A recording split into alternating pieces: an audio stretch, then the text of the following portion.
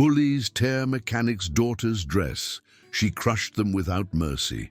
Juniper Blackwood wiped her grease-stained hands on the shop towel, a nervous habit that had worsened since starting at Riverside Community College's automotive program 3 months ago. At 5'2", with delicate features, she looked out of place among the heavy machinery where she learned her father's trade after 30 years at Blackwood Auto Repair. Her auburn hair stayed in a practical ponytail, though strands escaped to frame a face too gentle for the harsh garage environment.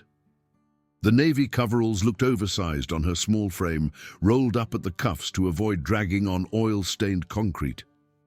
When she spoke, her voice was soft and careful, carrying the politeness of someone who'd learned that attention usually meant trouble.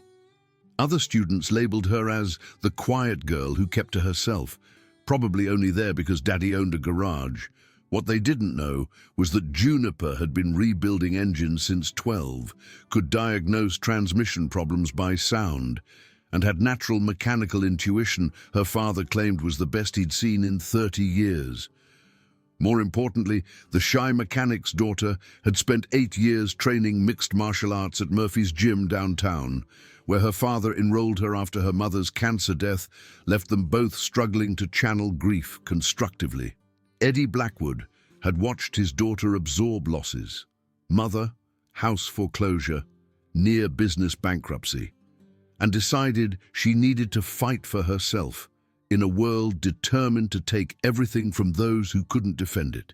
Under former Golden Gloves champion Tommy the Tank Sullivan, Juniper developed skills that could handle opponents twice her size, but she kept this knowledge hidden behind nervous smiles because her father taught her that real strength meant knowing when not to use it. Violence should always be the last resort, Junie. But when someone's trying to hurt you or someone you care about, when talking doesn't work, then you do whatever it takes. The problems started during her second week when Savannah Pierce decided that another girl in the male-dominated program diminished her status as the only female who'd earned respect through aggressive confidence and flirtation. Savannah was everything Juniper wasn't: tall, blonde, loud, equipped with self-assurance from never experiencing genuine hardship. She'd grown up in affluent Brookside, where her father owned 3-car dealerships, enrolling not from need, but thinking it would help her eventually take over the family business. Her allies were Madison Cooper and Ashley Turner, high school friends who existed to validate opinions and laugh at cruel jokes. Madison was thick-set and aggressive, solving problems through intimidation. Ashley specialized in cutting remarks that destroyed confidence without crossing intervention lines. The harassment began subtly. Savannah made comments about princesses playing in Daddy's garage.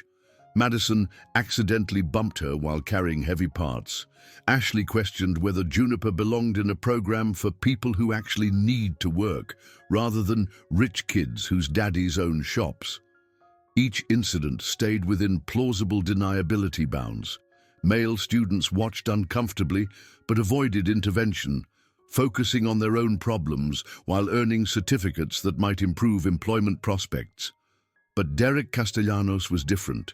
He'd transferred from welding, drawn by Juniper's mechanical knowledge and quiet competence on complex problems. He understood blue-collar pressure and felt protective instincts when watching Savannah's systematic confidence destruction. "You don't have to take their garbage," he told Juniper one afternoon while they worked together on a transmission rebuild that had stymied 2 other teams. His voice was quiet enough not to be overheard by Savannah's group, but firm enough to convey genuine concern. "Professor Martinez would shut that down if you just said something." Juniper shook her head, focusing intently on the valve body she was disassembling. "It's not worth making a big deal about. They'll get bored eventually and find someone else to bother." What she didn't tell him was that every instinct screamed for her to end the harassment in the most direct way possible. Her hands remembered the precise combinations that could drop someone unconscious, the joint locks that could break bones, the ground fighting techniques that had made her nearly unbeatable in her weight class at Murphy's gym. But her father's voice was stronger than her pride, his lessons about choosing battles wisely echoing in her mind whenever the rage built up too high. The escalation continued for weeks, growing more personal as Savannah realized Juniper wouldn't fight back. They targeted her work directly, loosening bolts so projects failed inspection, hiding tools, spreading competence rumors that isolated her from study partners. At Rocky's diner across campus, Savannah's crew occupied the corner booth, making loud, garage princess comments whenever Juniper ate alone. In the parking lot during hands-on assignments, Madison revved her Camaro, while Ashley took Instagram photos capturing Juniper in embarrassing moments. Derek watched with growing frustration, understanding that Juniper's reluctance appeared as weakness to bullies who saw kindness as vulnerability. During library study sessions, he noticed her hands shaking slightly, her voice growing quieter when discussing concepts she understood better than classmates. "There's something different about you," he said one evening as they packed up their books. "I can't put my finger on it, but sometimes when those girls are giving you grief, you get this look in your eyes like, I don't know, like you're holding something back." Juniper met his gaze for a moment, and Derek caught a glimpse of something hard and controlled behind her usual gentle expression. "Everyone holds something back," she said quietly.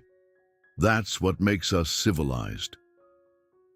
The breaking point came during Friday's open house for prospective students and families. Juniper had volunteered to demonstrate diagnostic procedures, partly because Professor Martinez requested her participation, and partly because her father planned to attend. She'd worn a dress, a simple blue sundress her father bought for high school graduation, one of her few feminine pieces appropriate for semi-formal presentations to visitors who might include potential employers. The presentation went well. Juniper's natural teaching ability impressed several visitors, including a Ford technical training representative. Her father stood near the back with obvious pride, watching his daughter demonstrate knowledge he'd helped nurture. That's when Savannah made her move. "Excuse me," Savannah interrupted, pushing through the group of visitors with her usual aggressive confidence. "I think there might be some confusion here about who's supposed to be doing this demonstration." Professor Martinez looked up from the engine bay, where Juniper was pointing out various components. "No confusion, Miss Pierce. Miss Blackwood volunteered for this presentation, and she's doing an excellent job." "Oh, I'm sure she is," Savannah replied with the kind of fake sweetness that carried obvious malice. "It's just that some of us have been wondering whether it's fair for someone to get special treatment just because their daddy owns a garage. I mean, shouldn't these demonstrations be done by students who actually need to learn this stuff to make a living?" The visitors shifted uncomfortably, sensing tension they didn't fully understand. Juniper felt heat rise in her cheeks, but continued explaining the diagnostic procedure, determined not to let Savannah's sabotage ruin what had been a successful presentation. But Savannah wasn't finished.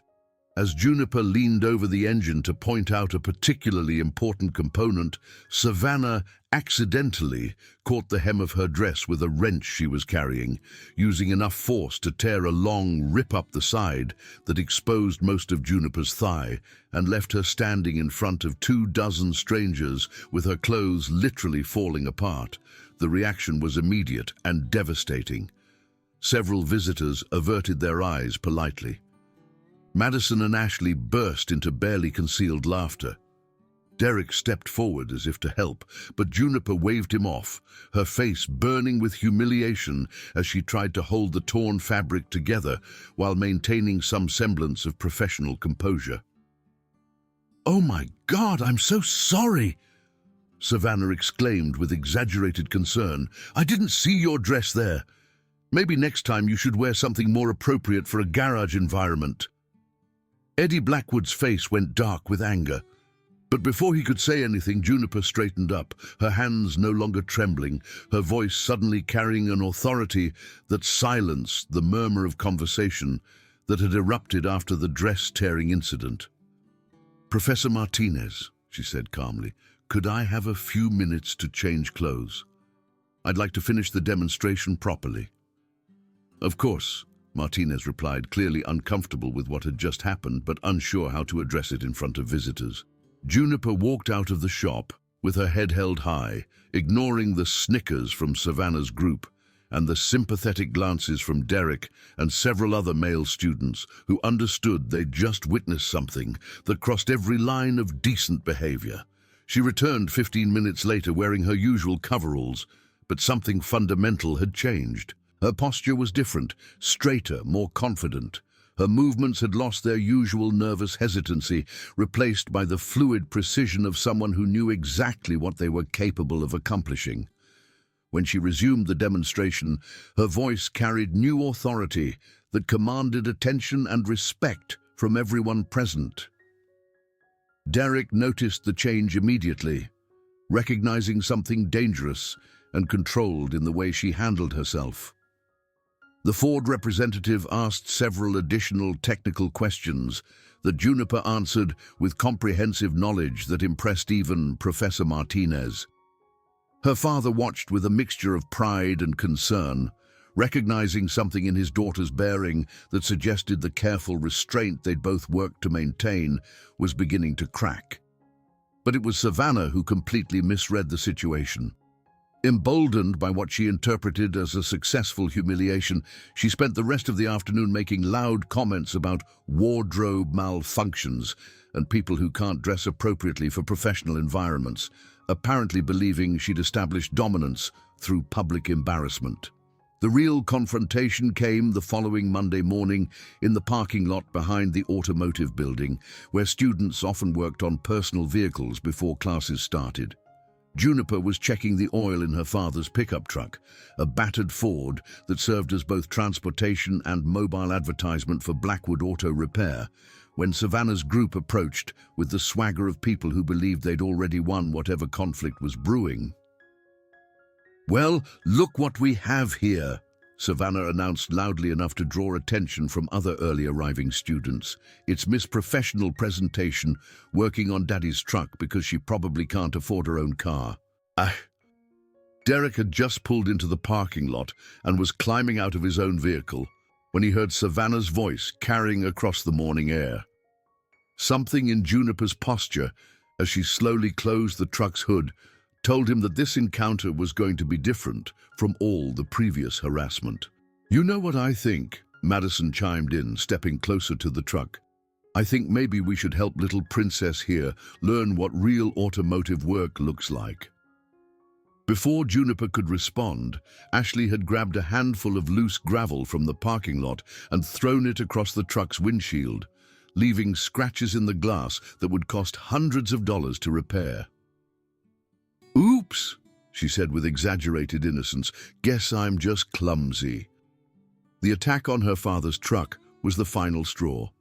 Eddie Blackwood had worked 16-hour days for 30 years to build his business from nothing, had mortgaged and remortgaged his house to keep Blackwood Auto Repair afloat during economic downturns, had sacrificed everything to give his daughter opportunities he'd never had. The truck represented everything he'd worked for, and watching these privileged bullies deliberately damage it while mocking his daughter's dedication triggered something in Juniper that 8 years of disciplined training had taught her to control, but never eliminate. The transformation was instantaneous and terrifying. Juniper stepped away from the truck with movements that belonged in combat manuals, no longer the nervous girl who'd been absorbing their harassment for months.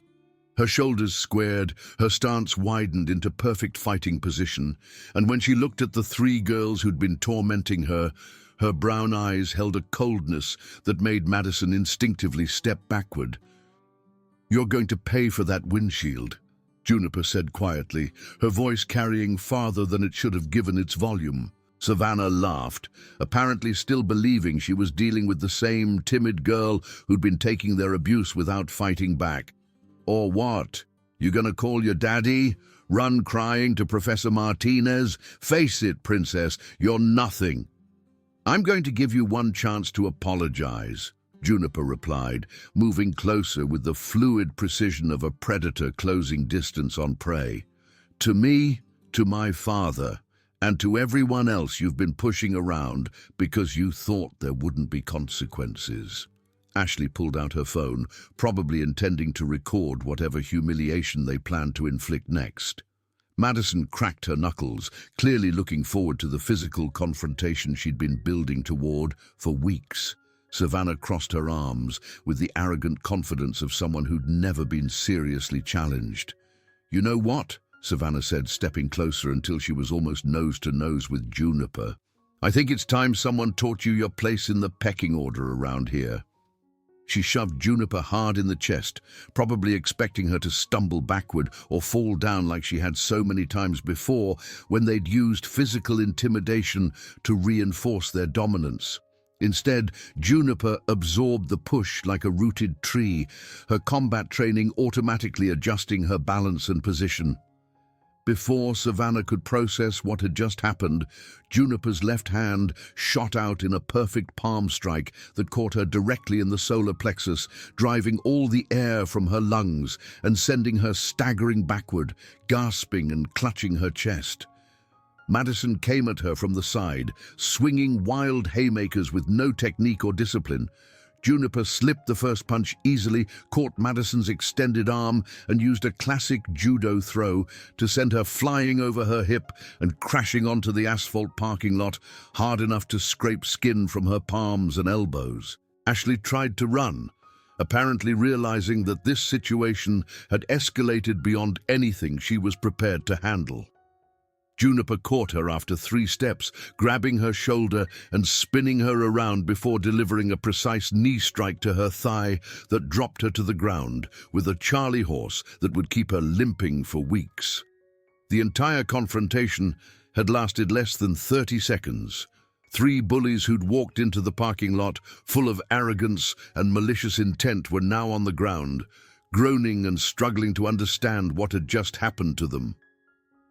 Derek stood beside his car, jaw hanging open, as he watched the quiet girl he'd been trying to protect systematically dismantle 3 opponents with techniques that belonged in martial arts competitions, not college parking lots. Other students who'd arrived early for class were climbing out of their vehicles, staring at the aftermath of violence they'd never expected to witness. Juniper stood over the 3 defeated girls, breathing normally, her coveralls barely wrinkled from the encounter. Around her, the parking lot was silent, except for the distant sound of traffic on the main road and the labored breathing of her former tormentors. Savannah was trying to sit up, her face pale with shock and pain. You? What the hell? Who are you? I'm Eddie Blackwood's daughter, Juniper replied, adjusting her ponytail with the same gesture she'd used hundreds of times before. I'm someone who rebuilds engines, diagnoses transmission problems, and apparently deals with bullies who don't understand the difference between kindness and weakness. She knelt down beside Savannah, close enough to be heard clearly, but far enough away to avoid seeming threatening, despite what had just occurred. The other students watched from a respectful distance, finally understanding that they'd completely misjudged the quiet girl who'd been taking abuse without complaint for months. Here's how this works from now on, Juniper announced, her voice carrying to every corner of the parking lot. You 3 find different study groups, different lunch spots, and different ways to spend your time that don't involve bothering people who never did anything to deserve your attention. You pay for the damage to my father's windshield, and you think real hard about whether making other people miserable is worth discovering what else I learned at Murphy's gym. Madison was struggling to get up, her palms bleeding from where they'd scraped across the asphalt. Ashley remained on the ground, clutching her thigh and making sounds that were part whimper, part curse. Savannah stared at Juniper, with the expression of someone who'd just discovered that the world contained people much more dangerous than her. This ain't over, Savannah said, but her voice lacked conviction. Yes, it is, Juniper replied with absolute certainty. It's completely over. Derek approached cautiously, still processing what he'd witnessed. Juniper, I had no idea you could... where did you learn to fight like that? Murphy's gym, she said simply, already walking back toward the automotive building where her first class would start in 20 minutes. My dad thought it was important for me to know how to protect myself. Over the following weeks, everything changed at Riverside Community College's automotive program.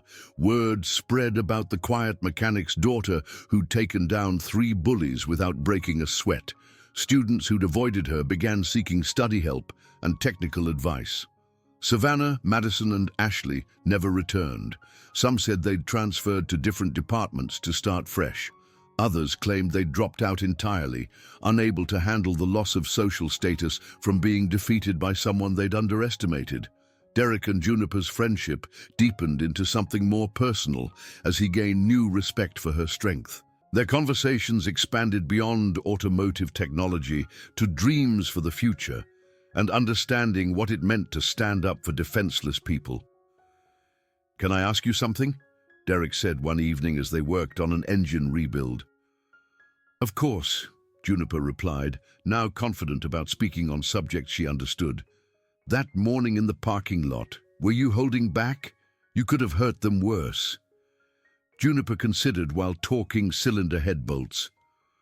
"I was taught that real strength means knowing when you've made your point. I could have broken bones, done permanent damage, but that would have made me just another kind of bully." "You did the right thing," Derek said, reaching across to touch her grease-stained hand. "I did what was necessary, but I made sure not to cross the line between justice and cruelty. That's what my dad taught me. Being strong doesn't mean being mean." 6 months later, Juniper was no longer the nervous girl who'd started the program. She still wore coveralls and kept her ponytail, but carried herself with quiet confidence that commanded respect. She'd earned a Ford internship and started teaching self-defense at Murphy's gym. Derek had become more than a friend, their relationship growing into partnership based on shared values. He'd started working part-time at Blackwood Auto Repair, learning the family business while helping Eddie expand services. One afternoon, Juniper spotted Savannah walking across the parking lot with her mother, heading toward enrollment services. When their eyes met, Savannah actually nodded, not in friendship, but acknowledging a lesson learned. The swagger was gone, replaced by careful humility. Juniper nodded back, then returned to teaching, feeling no satisfaction and needing no further vindication. She'd done what was necessary to protect herself and chosen restraint when cruelty would have been easier. Later, while closing the shop with her father, Eddie looked at his daughter with pride from watching someone become exactly who you'd hoped. "You know what I'm proudest of? That you learned when to fight and when to stop fighting. That's the difference between being strong and being a bully. Your mother would have been proud." As she locked the doors and climbed into the pickup with its repaired windshield, Juniper reflected on life's strange turns. She was still a mechanic's daughter learning to work cars in a male-dominated field, still dealing with customers who sometimes underestimated her knowledge. But she was no longer someone bullies could target without consequences, no longer willing to absorb abuse for keeping peace. The lesson wasn't that violence solved problems, but that sometimes good people had to fight to remain good. Sometimes the choice wasn't between conflict and harmony, but between justice and cowardice. Sometimes the person everyone underestimated could change everything when circumstances demanded courage to stand up and be counted. Juniper Blackwood had found her balance between the fighter her father taught her to be and the peaceful person her mother raised her to become. Some things were worth defending, some people deserved protection, even if protecting required remembering skills she'd hoped never to use in the professional environment she was making her own.